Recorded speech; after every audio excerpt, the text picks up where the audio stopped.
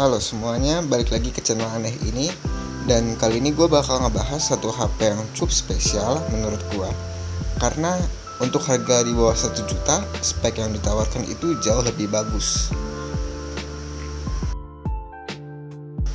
Dan ini dia Sony Xperia XZ1. Untuk versi bekasnya di pasaran itu harganya mulai dari 900.000 sampai 1 jutaan. 1 jutaannya 1.100.000 gitu. Kayak 1 juta lebih dikit lah. Kenapa gue bilang HP ini spesial? Karena untuk harganya spek yang ditawarkan itu udah lumayan bagus. Yang mana kalau kalian beli handphone baru tapi harganya segini, itu gak akan dapat spesifikasi sama seperti ini. Rata-rata handphone di rentan harga segini spesifikasinya sangat kentang, gak kayak handphone ini.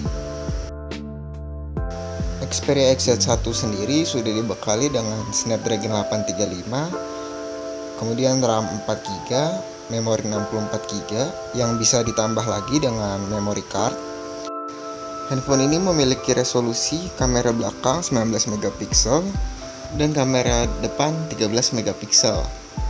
Dan layar handphone ini juga sudah beresolusi 1080p alias Full HD dan juga memiliki ketajaman yang sangat baik, yaitu dengan kerapatan 424 dpi, dimana handphone 1 jutaan kayak begini tuh nggak ada.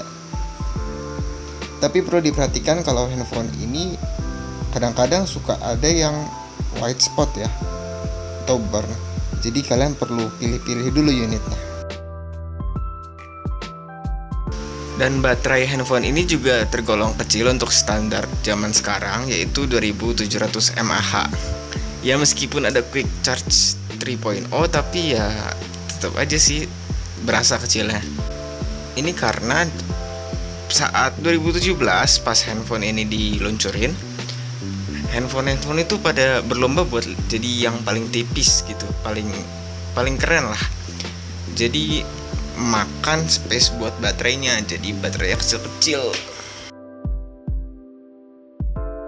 Dan karena diluncurin tahun 2017, handphone ini tuh masih mengusung desain yang lama gitu. Jadi pada sisi atas dan bawahnya itu masih ada bezel yang lumayan tebal, meskipun di sisi kanan kiri udah lumayan tipis sih. Dan pada sisi kiri handphone terdapat SIM tray dan juga memory card, tempat memory card. Ini kalau keluar begitu ya, memory cardnya aja yang keluar.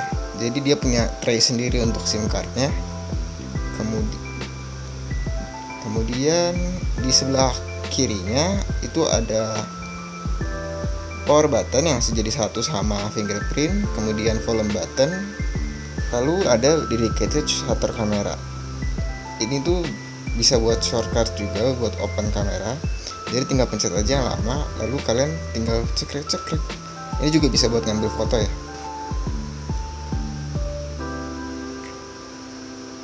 Seperti yang tadi udah gue bilang, handphone ini fingerprintnya tuh di samping ya. Jadi sekalian sama power buttonnya. Jadi kalau kalian pencet langsung kebuka. Untuk akurasinya ya biasa aja sih. Kadang-kadang miss kalau tangan kalian tuh keringetan gitu, suka nggak bisa. Jadi pastiin kering dulu. Nah di bagian atas ada headphone jack, masih ada untungnya, dan juga mikrofon atas. Kemudian ada mikrofon bawah dan juga USB Type C. Handphone ini udah USB Type C meskipun 2017 punya. Kemudian di bagian belakang di sini ada kamera 19MP yang tadi dan juga sensor Sony, yaitu predictive autofocus ya, buat memprediksi gambar bergerak gitu guys. Selain itu, handphone ini juga punya NFC di bagian belakangnya. Lihat kan di bagian belakang. Kalian caranya tuh gampang, tinggal nyalain aja NFC-nya. Pastiin udah nyala dulu sebelum dipakai. Oh udah.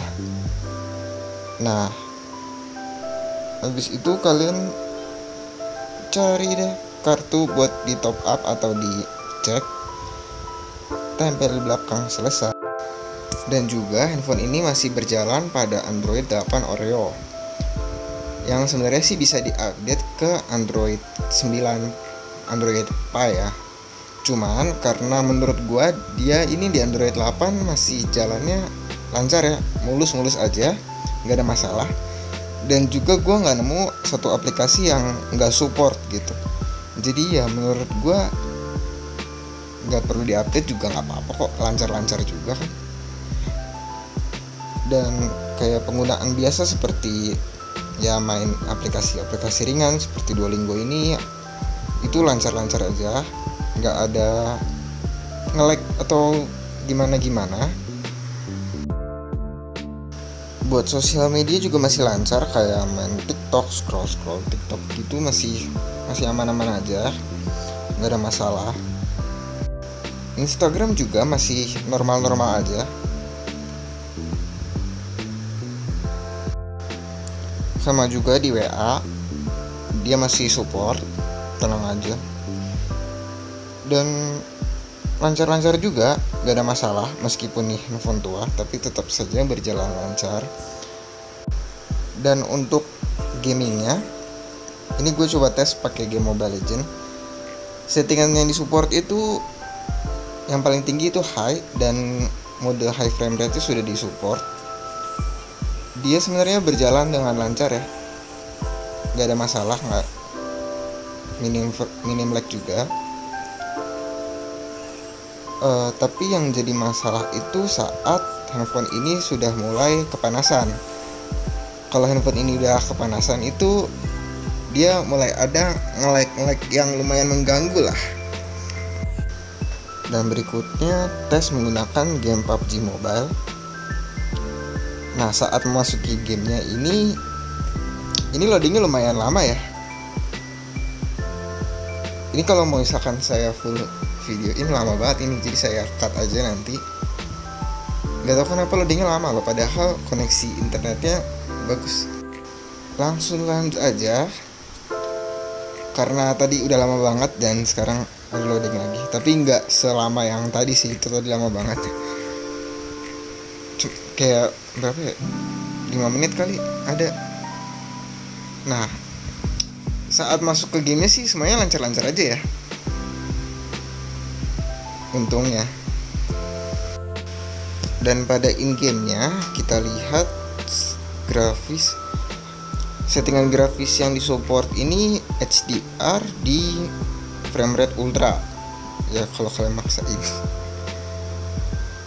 Ya lumayan lah ya, lancar-lancar aja.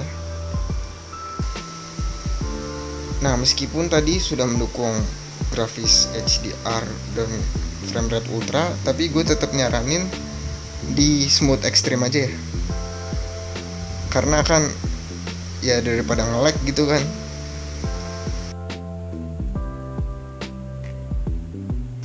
Tapi hal yang sama gue rasain di game-game sebelumnya.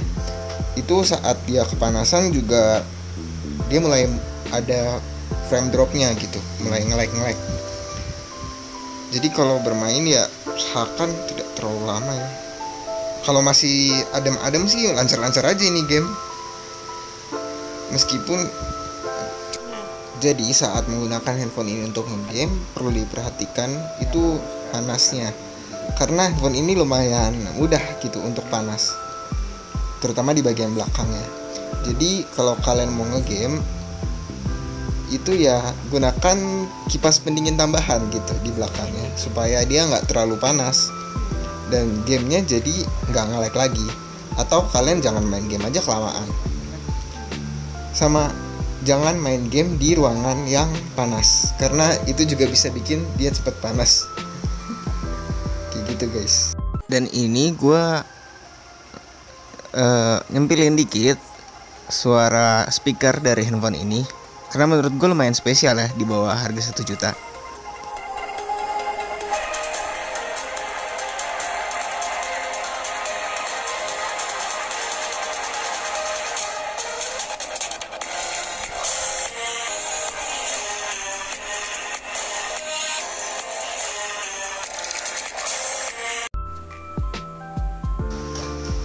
Dan kemudian bahas kameranya.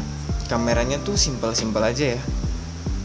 Meskipun dia nggak punya AI, tapi dia punya mode superior auto, yang mana dia bisa mendeteksi objek, kemudian menentukan mode mana yang sesuai. Lalu dia juga punya sensor predictive autofocus, yang dia bisa mendeteksi objek yang bergerak agar fokusnya lebih baik. Seperti itu. Untuk pengaturannya simpel-simpel aja sebenarnya, kayak handphone pada umumnya. Dan juga dia juga punya mode manual yang sama aja kayak mode manual di handphone biasa, nggak ada yang spesial. Tapi hanya pada mode ini saja HDR bisa dinyalakan. Di mode superior auto dia nggak bisa nyalain HDR. Dan ini mode manualnya ada white balance, autofocus, manual focus, gitu-gitu. Oke, biasanya aja lah ya. Dan kemudian untuk hasil kameranya kayak gimana? Menurut gua sih masih bagus lah ya buat dipakai di 2021. Masih bagus lah buat diupload gitu. Masih detail. Ya lihat aja lah sendiri hasilnya. Gambar yang ditangkap masih jernih, masih detail. Warnanya juga masih akurat. Nggak ada penambahan berlebihan gitu. Ini cenderung natural aja kameranya. Tapi handphone ini kameranya mulai agak kesulitan di ruangan yang kurang cahaya. Karena untuk mengambil foto di ruang kurang cahaya nih kayak gini, itu detailnya mulai agak hilang-hilangan gitu. Nah, lebih jelas kayak yang ini nih. Nah, untuk kamera depannya yang beresolusi 13 megapiksel itu juga sama. Detailnya bagus, warnanya juga bagus, masih natural banget. Dan sama kayak kamera belakangnya, kalau di ruangan minim cahaya, dia mulai agak kurang bagus nih menangkap detail. Ini contoh perekamannya di Full HD 30 fps ya, yang isinya itu bekerja gitu. Kalian mau ngetes hasil suaranya? Kebetulan kan lagi di pinggir jalan, lagi lari pagi. Kira-kira kedengaran gak ya? Dan hasilnya gimana gitu? Soalnya kan biasanya kalau handphone murah tuh gak kedengaran apa-apa gitu. Yang kedengaran cuma suara angin sama suara mobil motor. Selain itu, kamera ini juga bisa merekam 960 fps di 720p. Yang hasilnya sebenarnya kadang-kadang bisa bagus kalau kalian tepat momen, tapi gampang banget miss momennya. Nah, ini hasil perekaman kamera depannya. Dia itu lumayan potong ya, padahal tangan gue udah jauh banget gitu. Jadi kayak gini deh. Tapi masih bagus sih, kamera depannya bagus banget, serius. Dibanding HP 1 juta, kayak nggak ada sih yang nandingin. Lihat warnanya natural boy. Dan ini langitnya emang lagi mendung gak jelas gitu ya, jadi gitu. Bukan karena dynamic range-nya yang jelek, tapi emang lagi gak gitu bagus lah, gak gitu cerah.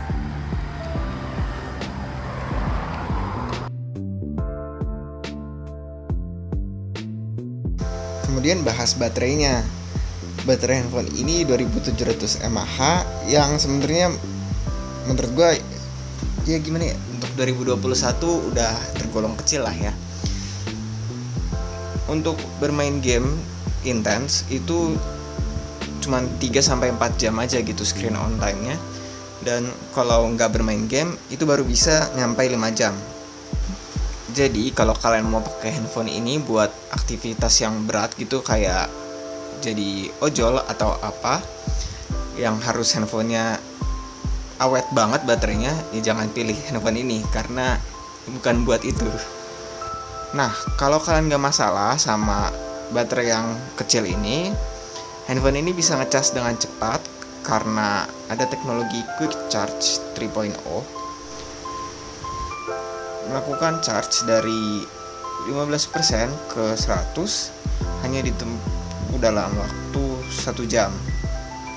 1 jam 20 menitan lah kalau berdasarkan ini. Jadi kesimpulannya gimana? Ya menurut gua untuk handphone di bawah 1 juta, handphone ini masih layak sih menurut gua dibeli di tahun 2021. Speknya ya nggak kentang-kentang banget, kameranya masih lumayan bagus, apalagi di ruang cukup cahaya bagus banget. Dan juga ya yang menghalangi kalian untuk beli handphone ini tuh cuman karena baterainya baterainya kecil banget, dan juga dia punya masalah panas. Handphone ini gampang banget panas. Udah sih, menurut gua itu aja review dari gua.